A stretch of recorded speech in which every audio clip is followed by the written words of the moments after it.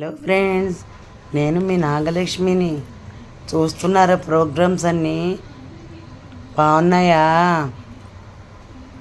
నచ్చితే లైక్ చేయండి, సబ్స్క్రైబ్ చేసుకున్న వాళ్ళంటే సబ్స్క్రైబ్ చేసుకోండి, వ్యూస్ ఇవ్వండి, ఫాలో అవ్వండి ఛానల్ని. ఈరోజు ఉప్మా, ఆలు ఉప్మా కూర చేస్తున్నాను. అదేలే బంగాళదుంప ఉప్మా కూర. దాంతో మీ ముందుకు వచ్చేసాను చూడండి.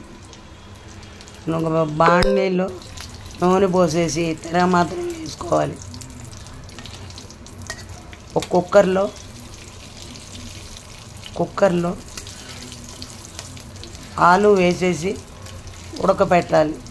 ఒక 6 కోతలు వస్తే బంగాళదుంపలన్నీ ఉడికిపోతాయి.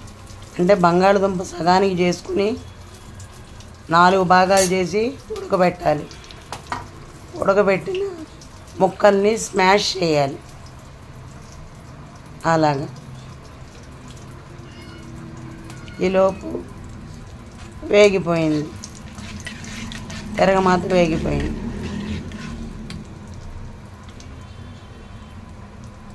అప్పుడు ఆ స్మాష్ని ఇందులో వేసేయాలి. వేసేసి అల్లం పచ్చిమిరపకాయలు ఒకటి గ్రైండ్ చేసి పెట్టుకోవాలి. కరివేపాకు వేసేయాలి. అంతే.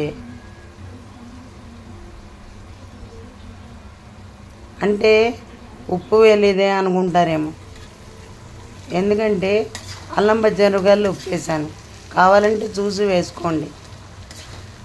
అంతే, ఉప్మా కూర రెడీ అయిపోయింది. 2